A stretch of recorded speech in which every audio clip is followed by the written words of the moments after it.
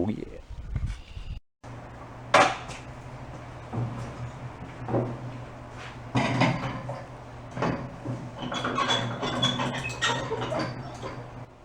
Hey guys, and how's it going? What you see in front of you is something that's been on my bucket list for quite a while. I've been trying to find a decent one that has not been totally thrashed and trashed. What it is a 1973 Yamaha CT3 175 Enduro with torque induction.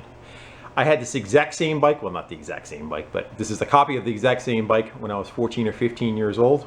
And as you get older, you try to relive your childhood, and this is not going to be any different. It's not without its issues. We'll get into that a little bit later on in the video, but I think I'd just give you a little walk around, see what we got, and go from there. So, it is two owners before me. I'm the third owner. The first was a husband and wife pair that had two of them. They bought them, of course, in '73. This was the wife's bike, and it has 3,000, right now it has 3,020 miles on it. Speedometer does still work. The neighbor of them was another woman. I guess one was trying to teach the other one how to ride, and chaos ensued. The bike looks like it did an endo. You can see damage to the front fender. You can see the gauges don't quite sit level with each other. There's a ding in the headlight bezel, and then there's a hurting on the gas tank. That and the handlebars are sitting a little kittywampus. The right side sitting a little lower than the left. So did it end over an endo, and since that point they never used the bike. The gentleman that I bought the bike from had taken it, and of course it had sat for a long period of time, had no fuel in it, so they put it away fairly decent, which saved the inside of the tank. He had some issues with it running full throttle, sticking full throttle, and that could be an issue at times. Changed and put a aftermarket carburetor on it. I do have the original factory one. You can see right there, that's what was done to it. So I took it for a test ride. It had some other issues that showed up when I went to go take it for a ride, and that reflected in the price. Let's go fire it up, go take it for a spin. I'll show you what I mean, and we'll bring it back and see if we can fix them. Yeah, let's go give her a cold start. It's been sitting in the garage for a couple of days now. You did put a new battery in it too.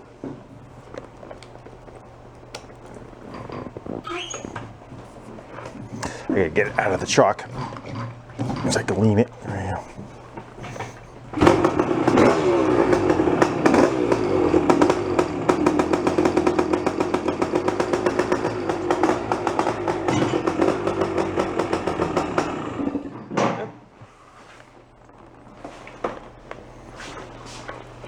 Wiggle our way out of here.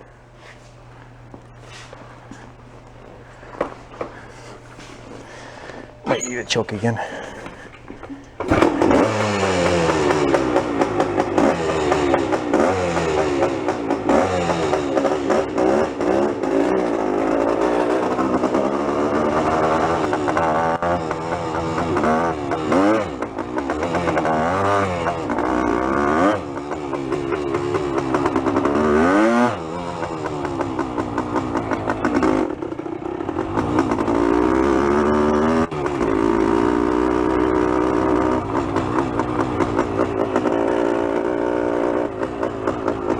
Watch when I rev it up.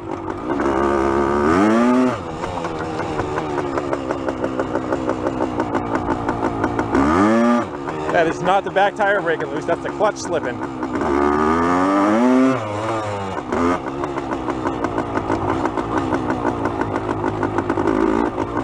We're in third gear now.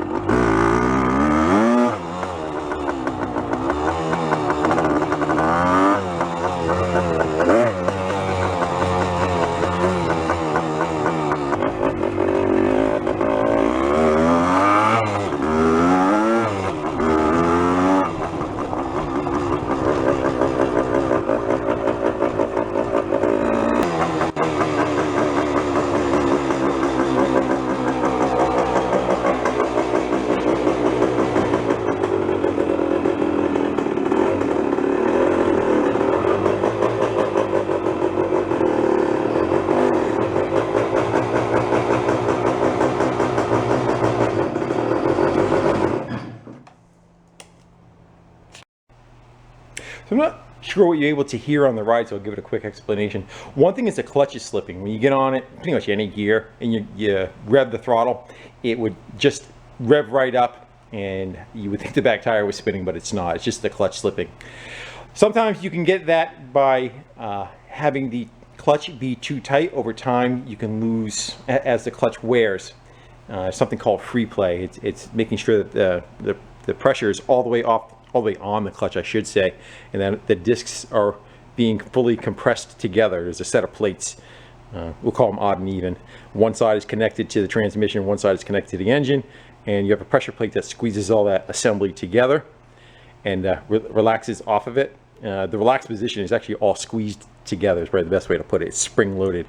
Well, that needs to have free play. It needs to make sure that that whole pack is squeezed all the way together.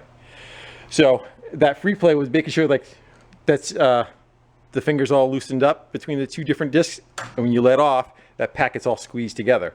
Well, if you have pull on the cable that is not allowing it to put full pressure on those discs, the clutch will slip. This has free play up top. There's a possibility we can adjust it down below. It could be an issue. There's also the fact that the clutch could be burned up, who knows. And the other thing is that possibly somebody changed it with regular car motor oil. It's a two-stroke. It doesn't have any oil for the engine side of it, but on the transmission side of it, it still has an oil that's in there to lubricate all the gears, and the clutch is wet.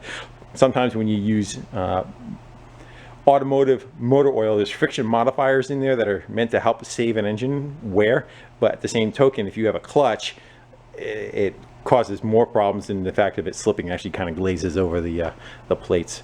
So that's one issue. The other, I'm not sure if it came up, if you could hear it, is it breaks up when you get on the throttle. It makes like this weird clanking noise, like almost like a metal interference engine internally. Not transmission. It sounds like possibly maybe pre-ignition or something along those lines that it's doing.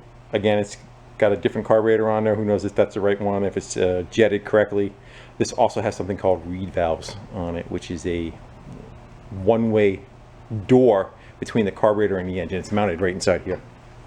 So, without further ado, let's get it up in the air and start fixing its woes. Or trying to find out what's wrong with it anyway.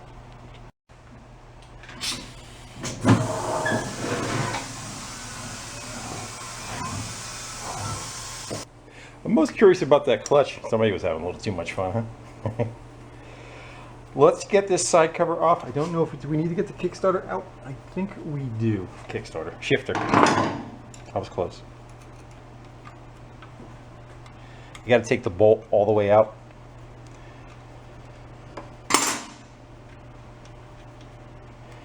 I'm amazed how hard these things are to find, at least in my area. Yeah, regular screwdriver to go tap inside there to open it up a little.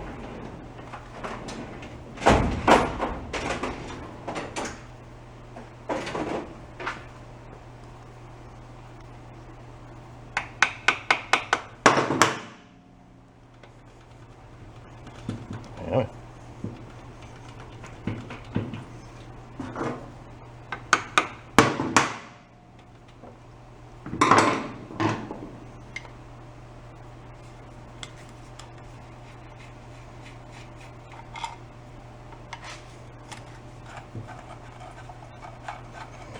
This should be, I'm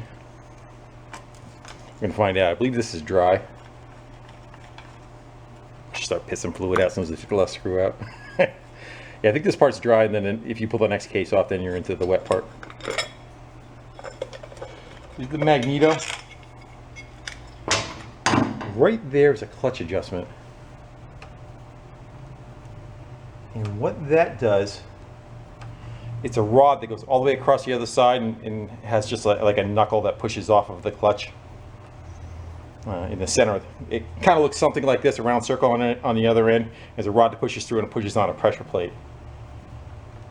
And we need to see if we have free play, and we do. So I don't think our issue is an adjustment. I think hopefully we can kind of maybe get rid of it with fluid. If not, I'm just going to order a new clutch pack and we'll put that in. What do you want to do? Should probably change, drain the fluid out of it for now. I'll let that drain while we're looking at some other stuff. Let's go see what color it bleeds. It's up under here somewhere.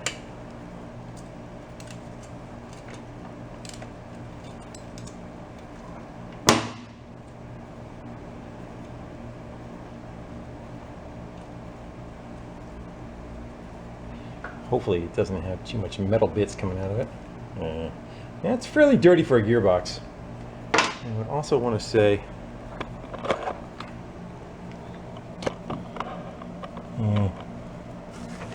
again, you gotta remember there's no engine. Yeah, it looks like a lot of clutch material down in there. And we think we may have answered our problem. And she's just kind of kaput.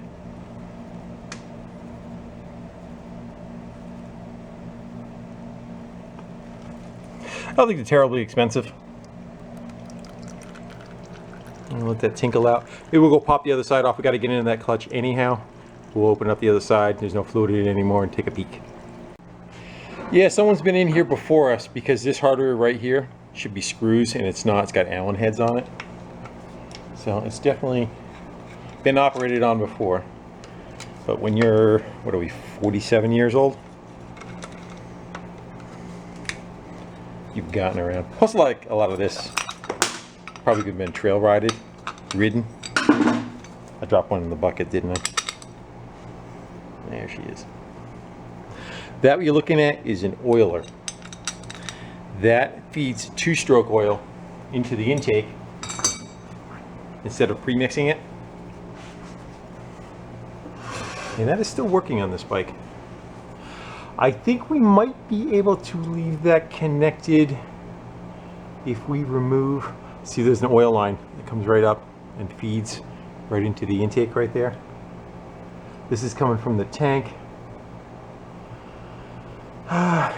Maybe we'll just remove it altogether.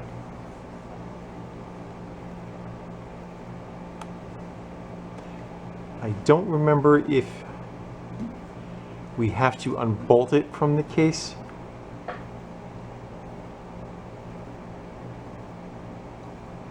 Its drive. If you notice, if I hit the throttle, there's a separate throttle cable going to it, so wherever the position of the throttle is how much oil it decides to feed out to it. And it should be adjustable too. Let's get, I gotta go pinch the oil line off. Actually, I'm gonna hold on a little bit. We're gonna go try to see if take this cover off, leave the pump on it, maybe we just kind of lift it up and take a peek at it. Worst case, then we'll take it off. Thanks for making up my mind.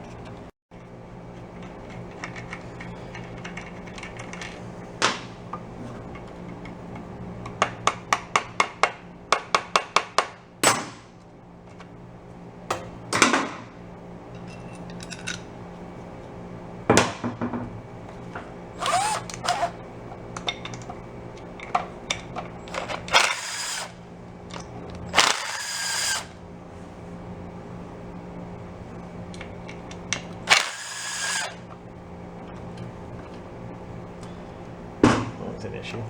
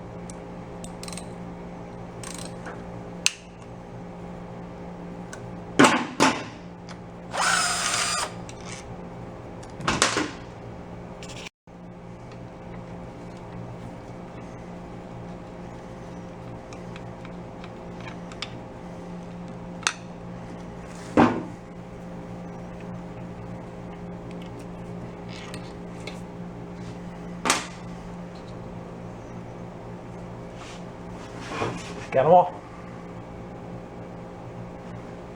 That pump may be holding this up. I'm gonna go give us a couple of love taps on the back side and see if it'll pull forward.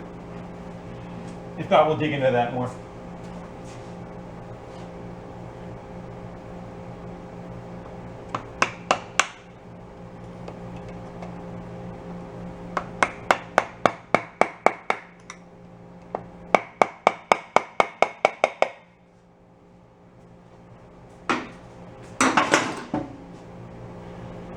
It should stay.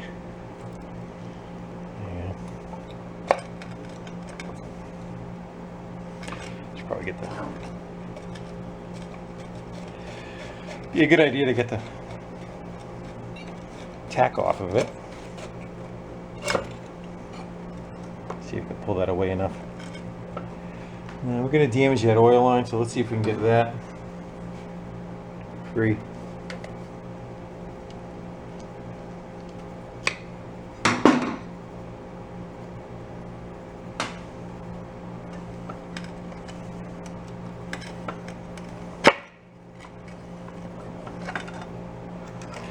Here's our clutch. And here's the discs I was talking about. You can see one side of them, and then in between each one of those is another plate. Let me go get a piece of wires. I'm just going to go tie this out of the side for now, out of the way. Go squeeze that clutch. You can see how that outer plate comes off, takes the pressure off it. That's the pressure plate. It's spring loaded and it pushes those two halves together. I do believe it's fully going in on the stack. I say we should probably.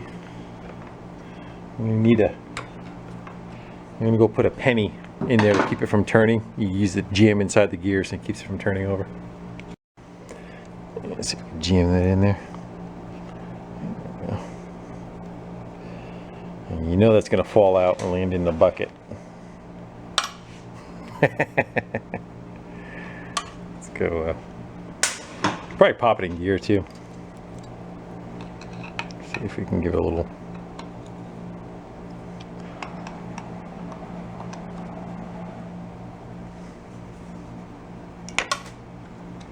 See if it'll stay without it.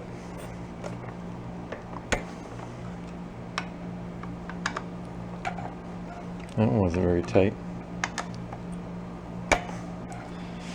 Alright, let's go take those completely out.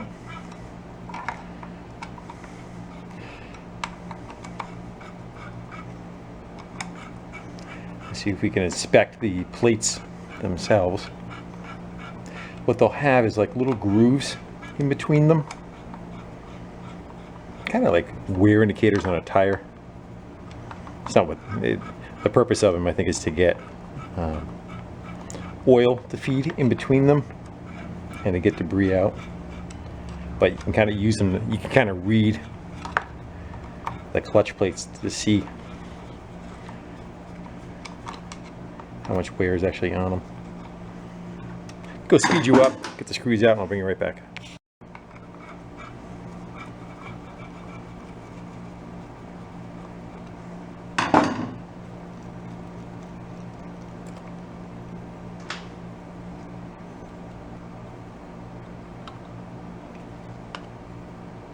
So what you'll have is a plate, a disc, a plate, then a disc, a plate, then a disc. And this is that center that we pushed on from the other side, and it had that free play, which was showing that it was able to retract enough to get full pressure against it, and that's what it was doing. Let's go pull one away.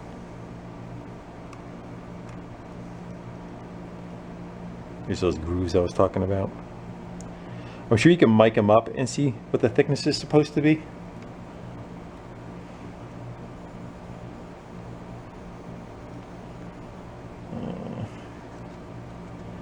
We're going to take this thing as a whole stack. Let's go see if we can pull it right out of there. There you go. We'll go lay them on a bench and kind of go through them.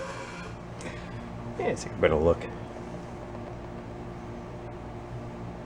The other thing too, I wonder if the oil rings have swollen up enough where it doesn't land on the clutch disc. And instead, it's kind of resting on that rubber.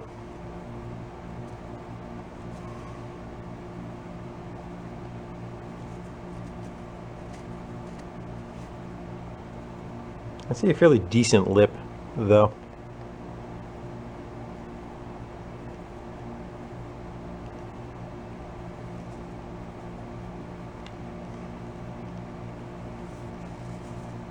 The other thing you kind of do too is you actually can scuff up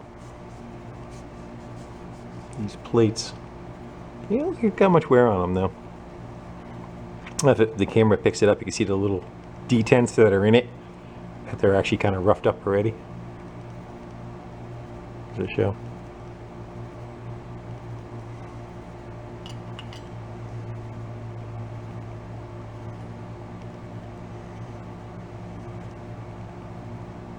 Yeah, you could definitely see wear on the shoulder of it, where the old material was, how thick it was before and how much it's worn down. It's almost to the point where these grooves don't have much space left in between them anymore. I would say it's just a wore out clutch. There's the funky pattern on that one, huh? A little bit of rust or overheating. I'm kind of liking my other assessment too, that the rubber is about the same thickness as the disc. Whether that would squish down under load or not, it's hard to say.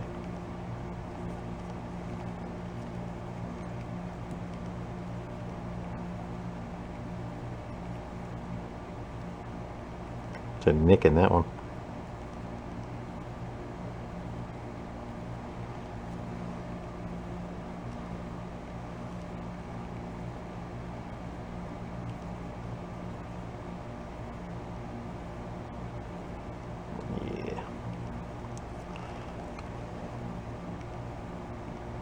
Seems like they're getting more and more of that,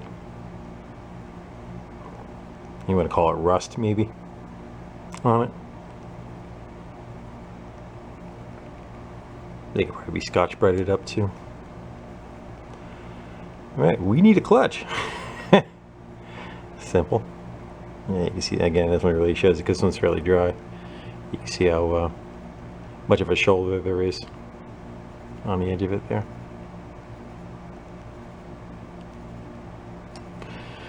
Alright, what do you want to look at next? We should probably bend your head up.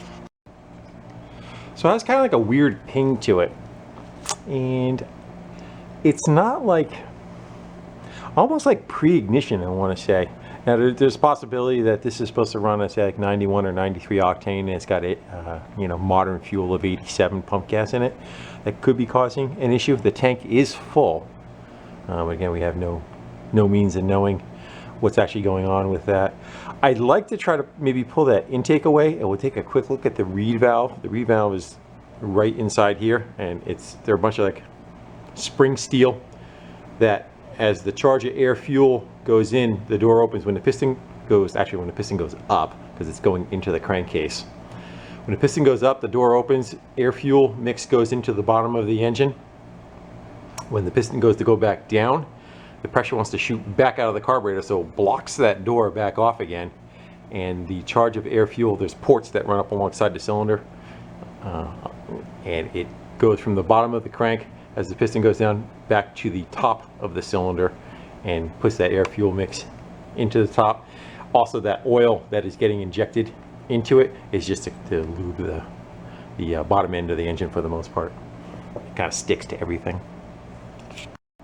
And just so you can kind of see on here, you'll notice that I can turn one part by itself and the other part is independent of itself. So the outer is the crankshaft.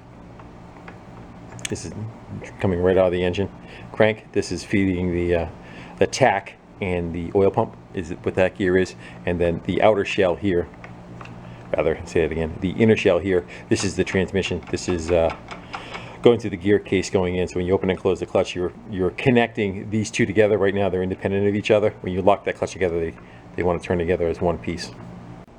We'll go to the other side. I kind of want to inspect everything anyway, because you don't know what you got until you go through it, especially on a bike this old. Let's pop the air cleaner off, see what the filter looks like. Maybe we can get that pulled away. We'll get this carb off. I want to pull the bowl off and take a peek what that looks like, and we'll get down to that reed valve. Yeah, I feel fairly confident if we took those rubber dampeners out of there, you could probably get that clutch to function again. I'm going to see, hopefully it doesn't take too long for it to come in. Again, everything is kind of taking 3 times as long. at the moment, but give it a shot. If we have to put it back together, we will for test purposes, but I'd rather not. I think it just clips in the bottom. This is the oil tank.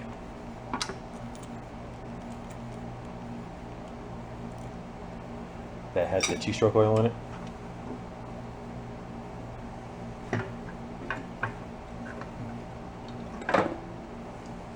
Battery, rectifier. You put a new battery in it too, which is nice.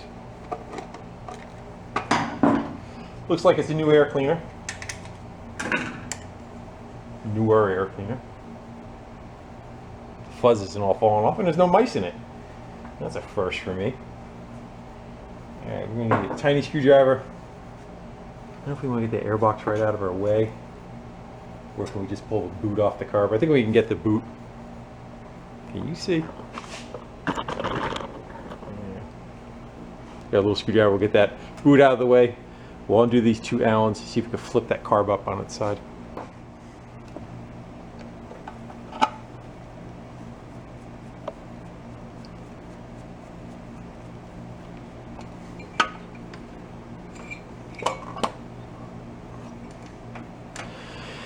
We need to get rid of fuel line. Let's go make sure.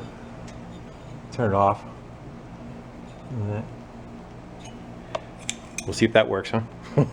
Gas keeps coming out. We know it's not. Yeah,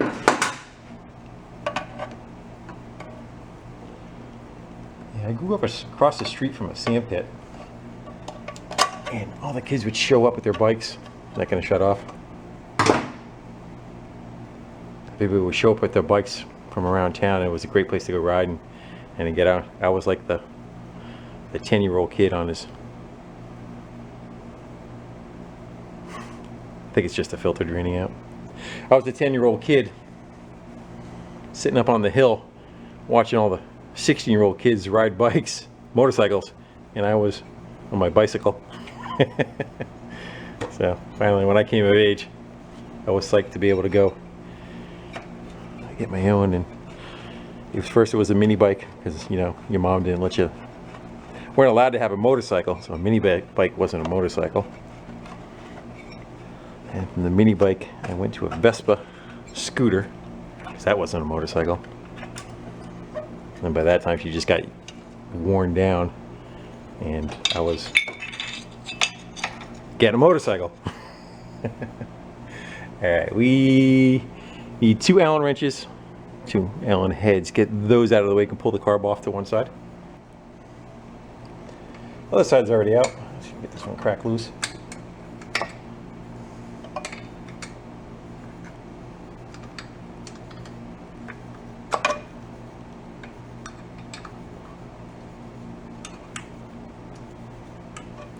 And funny part is this bike's 47 years old, and it's in better shape than, so when I say I would have had that one, probably would have been around 1978, 79. So the bike was like 6 years old. The poor thing was hammered. But again, yeah, you're a kid. You didn't know any better. And I think at that time, this stuff was not considered, it was, Jap junk. Everything was Jap junk. You don't want that crap. Meanwhile, it was probably the better stuff being made at the time. I'll leave that vent behind. I don't know if you want to go pull that bowl off right now, or do you want to go pop the reed valve? Go pop the bowl off the carb real quick and take a peek and see what that looks like. Let's go pop the bowl drain out. See if any water comes out of it.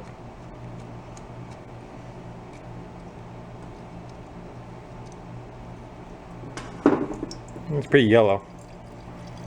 I do see a little bits of something floating around down in there. I'll bring you in a second. Which is good, because I'm hoping to kind of find something that was causing its little run issues. If it had some water in it, that would be something we can kind of point at, I'd like to put the stock carb back on, but I took a quick look at it. I'll show you in a minute. I took a quick look at it, and the the barrel that the slide goes up and down, you could tell somebody was hitting it with a punch, trying to get it to probably go round again where it was binding. So it's like hit with a punch right here, like it got crushed or dropped when it was taken apart. That's probably why it was binding. And I have a feeling that that's what the issues were with it. I'd like to try to keep the bike as original as possible, you know. I like to find another tank for it too. Who are you guys watching? Just so happen to have a tank for it. I have a feeling if you try finding a clean one of these, it's going to be, you know, hundreds and hundreds of dollars. See where that one went? It's under your foot. Hold on. There you go. Okay. Pop that off. Stop shaking. Yeah, it's got some crap in it. Not terrible. Not from the stuff we normally see, right? I would definitely say there was some water sitting in there. I don't know if you guys can see the little bit of dirt and crap kind of floating on the bottom. Actually, it just looks like mostly dirt. It doesn't take much to clog up the little jets. And the little jets that we're talking about are that one right there and that one right there. That one on the bottom actually looks like it might have something sitting in it. I take a better look. I'm not sure what the camera's focusing on. You see that or not? Got a shadow in the middle of it.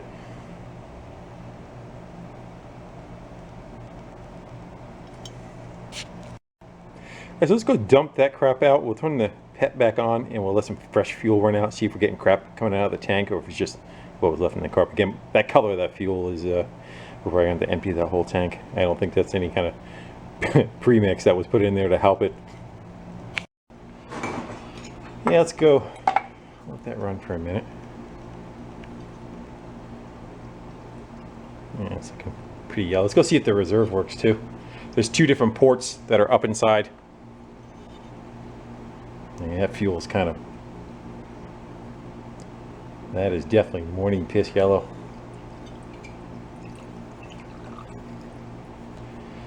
Yeah, too bad he dumped fresh fuel over the top of the old stuff, and he filled it right to the top too. He's probably hoping that he's going to dilute it enough where I would suspect it probably had a run issue, and he knew it, and he was trying to cure it by getting fresh fuel to go in it. So we can't eliminate anything neither until that is taken care of. Let's go pop the reed off. I want to inspect it anyway. We're already this close. Might as well get that upper fuel line out of our way too. We're going to change that fuel filter, of course. It's got two clamps on it. One, two.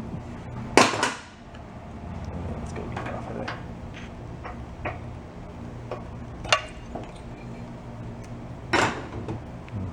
Two clamps on it. Well, one is supposed to be the original one for down there, and then somebody put a VW fuel filter in it. Let me just cut this out of the way for you. Got one bolt left. Somebody had it apart. It might have sealer on it, but I don't think it's supposed to be that way from the factory.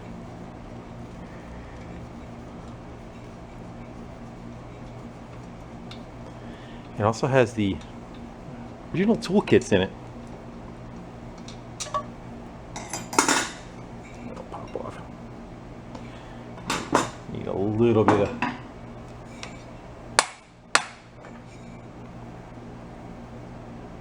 don't want to take out the gasket if I don't. There we go.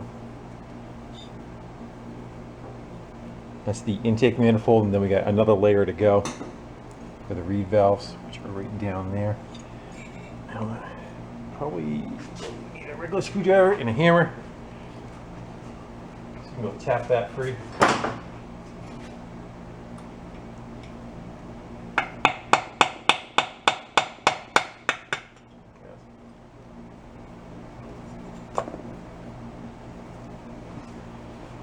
Needs a little bit of love on your side.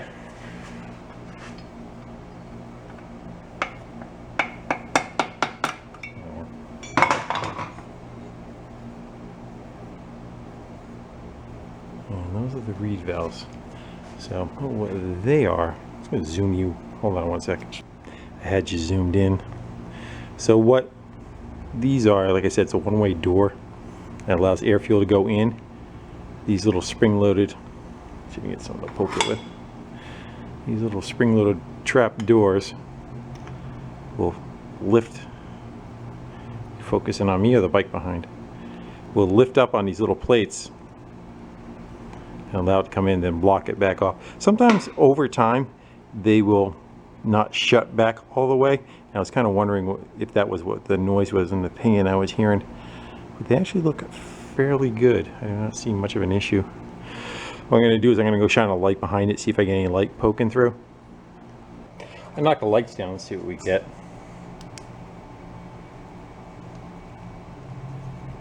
Actually, you can see pretty good through the sides of them. I wouldn't exactly call that a perfect seal.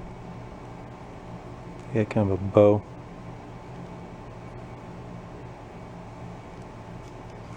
Sometimes what you could do is, yeah, you definitely can see through that one. That may be what the issue is. You could take them and flip them over. You can unscrew them and redo them the other direction. So yeah, that may be an issue. I don't think they are meant to be perfectly closed up, but probably should be a little better than that. So I'm going to look to see if actually we can get one of these too. The last thing we'll take a peek at is, I think the light's going to blind you out, isn't it? See if we can muffle it some. So those points look like they're probably original. They don't look totally burned up, but I'm going to go see about if we can get a decent quality points and condenser. We'll throw that in there too. Again, just because they're so old, it doesn't have many miles on it, but you know, age has a tendency to do a lot to it also. All right, so I'm gonna make ourselves a little shopping list of things we need and regroup from there. Let's go give it a quick once over visual. It's like somebody popped the ignition out of it, the ignition lock. I wonder if they, that's an original key. Maybe it never had one in it. I don't know if that came with all of them. It has the original seat. The seat's kind of beat up a little bit. It actually looks like it's a little kitty wampus on there too, doesn't it? It doesn't exactly sit nice and level going across. I don't know if the pan is. I know it's not down all the way, but what's going on with that? Actually, I think it's the cover on the seat, or is it the seat itself? It did take an endo, so it may be possibly damaged from that. So we'll see about getting a seat cover. You can see it's failing. It's like all the foam's kind of getting a little punky underneath it too. See what's available. It's right there. Has all the original directionals on it. I'm not looking to make this thing perfect either, because I'm going to trail ride it, and I'm sure I'm going to drop it too. But should be able to clean that case up. We got both cases off. Maybe we'll clean them up while that's off. Grips. Keep an eye out for grips. You could probably use these. Probably keep these on there. They are original. That lever. I don't want to get the light getting you. That lever. There's supposed to be a detent in it. That's for the brakes right there, the rear brake light. And that's not attached, so that's not working, so I won't be able to get a sticker. Inspection sticker. All the lights work, directionals work, headlight works. Looks like it's probably the original bulb too. I don't see a ton of leaking, just some dirt. I don't see any, the seals don't seem to be leaking. Who knows if there's oil in there or not, so we're gonna get fork oil. That dust boot is toast. And that one's fine, but you can do one, you can do them both. You can take the forks off, you might as well do them both. Has original tires on it. And for a 47-year-old tire, it's not terrible. I did see some cracking when I went to go look at it. But I think we're going to leave those alone for now. They do not look ridiculously terrible. how dirty I already got the back rim just on one ride. Yeah. We could beat that front fender into submission. Handlebars, you should be able to bend back. What else? Some of you telling me something right now. To sprockets and chain. If it still has squareness to the top of the teeth, you're generally pretty good, which that one looks like it's fine. Can we see the front one yet? No.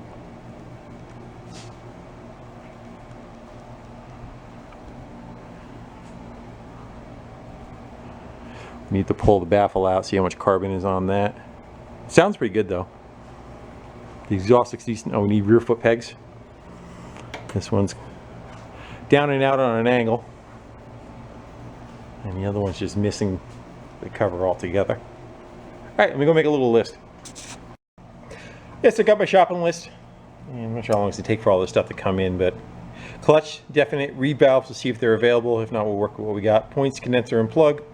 Seat cover, I already kind of looked real quick, and I do know they're available. I'm not sure about the foam though. Clutch and brake levers, I'd like to try to find some of the old aluminum ones instead of the plastic ones that are on it now. We need fork oil, we need transmission oil, see if we can get a engine gasket set, and rear foot pegs. Am I forgetting anything? We'll add it in a minute if so. Let's go see what the other stuff that came with the bike, and I'll wrap up with a little bit of show and tell on that. So back in here is a parking spot for the toolkit now that I put the cover in the way. Sitting good.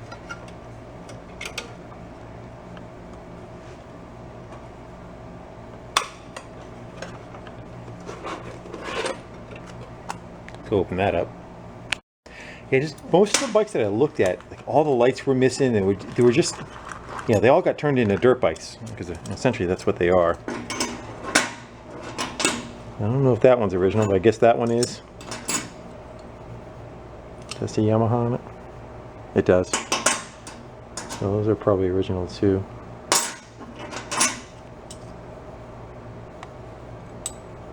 It's like a mix of something. It does say Japan. Yamaha, Allen wrench, and spark plug tool.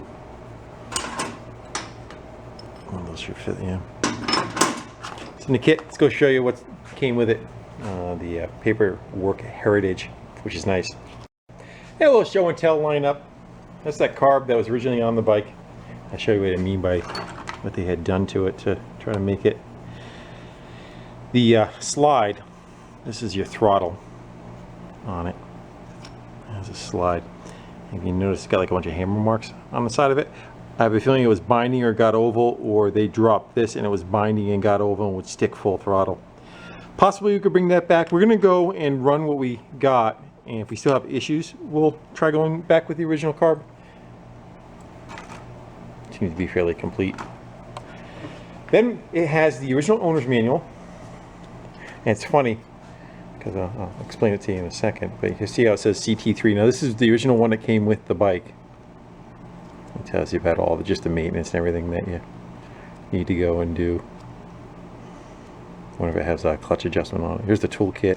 So it looks like there's probably more tools to the toolkit than what it came with. Did it have the pliers? I'm not sure if it had the pliers or not. There's that free play in the clutch I was talking about.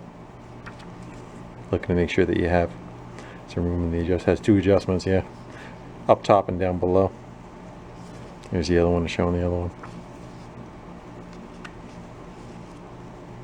We'll get into all the brakes and everything too. They all seem to function quite well, so I'm not going to be that concerned about the brakes. Probably talking about the sprocket too when it starts to wear, what to look for on the teeth of the sprocket.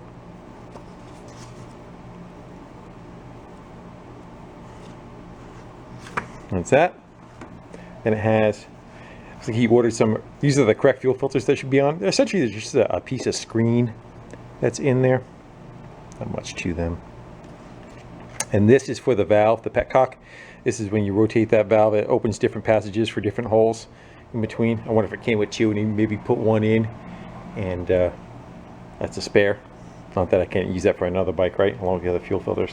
And then let me go move you over a little bit. The creme de la creme of it. the original title. How cool is that?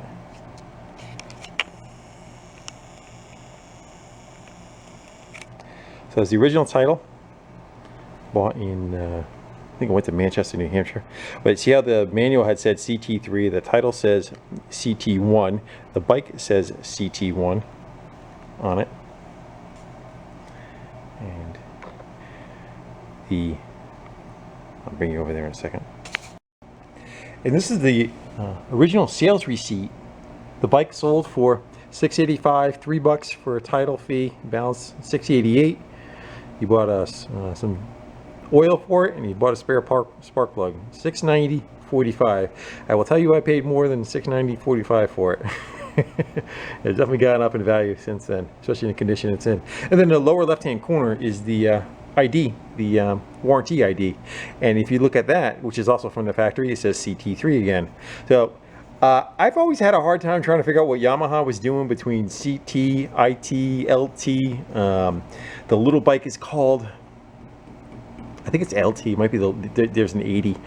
There's an 80, a 100, a 125, a 175, a 250, and a 360. Actually, later on they had a 400 also. But they danced around with the letters and the numbers. I always tried figuring out what it was. As far as my understanding on the CT, I thought it was CT1 was 71, CT2 was 73, and yeah, try that again. CT1 is 71, CT2 is CT2, and 73 CT3 is as far as I understood how it worked. And then every time I look something up, I get a little bit different information.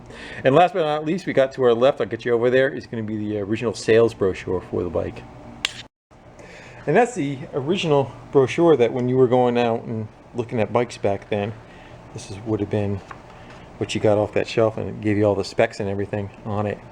And for a 175, it's quite decent. The top speed, I'm not sure if it shows it on here. Top speed is listed at 67 miles an hour, which I found quite decent for how small the bike is. And let's go see if we can find a horsepower rating on it. If it has it. I thought it was 12. I thought I might have looked it up. It was 12 horsepower. Yeah, max torque is 11.9 foot-pounds at 6,000 RPM. Loop system, I do not see horsepower on 67 plus. Yeah, performance 67 plus miles an hour. And you can tell by looking at the picture that this bike pretty much matches that exactly. It's not much different other than, like I said, the ends on the clutch and brake lever. Even the bike even still has the original wheel weights on it. Again, it's the original tires that are on the bike.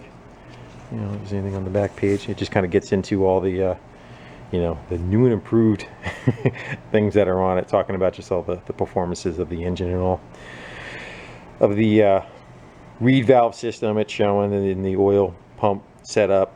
I guess that's a horn. I don't know what's so special about the horn. Oh, there's a dampener. Looks like there's a steering dampener up in the triple trees. Engages lights. Extra large front brake.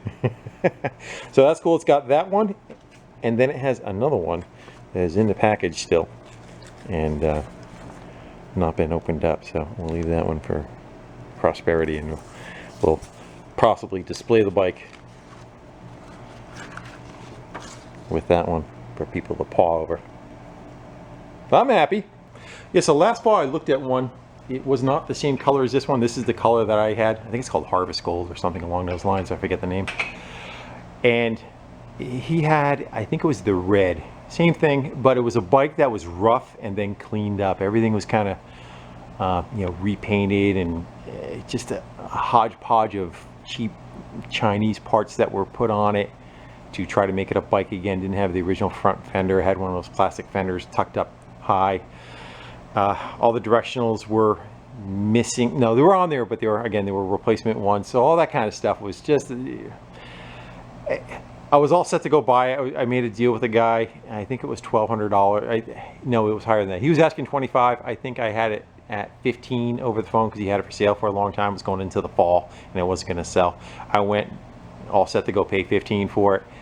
I took it for a ride, and the clutch was bad on that bike too. Did the same thing going down the road. I said, look, he needs a clutch. I was ready to give you the 15 for the with it, and then I think I asked for another 100. I think it was like another $100 off. I was going to pay $1,400 to pay for doing the clutch, and he just was adamantly no about it. So I left that bike, and I'm glad I did, because I have this, which is much more in keeping with reliving my childhood by having the exact color and the exact setup. And I think the tank was repainted on his. Again, all this stuff is original paint on it, so I'm going to try not to change any of that and leave it unless I can find a better tank. But if you guys happen to know of one, speak up please, and hook me up. I don't have a problem paying for it as long as it's not ridiculous. But I would like to find an original tank for it if I could. So even when I took this thing out for a spin, just a little spin that I did do it, it brought back so much memories. Just the smell of the two-stroke oil, just how it runs, how it sounds. It really brought back some memories. So again, I'm going to relive my youth on this and thoroughly enjoy it till I can't ride anymore. So with that, guys, I'm going to go sign off. I want to thank all you guys for hanging out with me and just having some fun wrenching on stuff. And hopefully these parts come in, doesn't take too long. A lot's going on in the world right now, so it takes a little while to get this stuff. But we will regroup, put this thing back together, and hopefully by that time I'll have a plate for it too. It's a little bit of a pain registering things right now also. But we'll get both of those taken care of, and we will go for a ride. A good one. Till then, see ya. Thanks. One last peek at that oil. All the crap can kind of settle out of it. You see a little bit of rainbow, metal rainbow on it. That's what you get from like wearing off the gears. But all that stuff you see on the bottom there, all that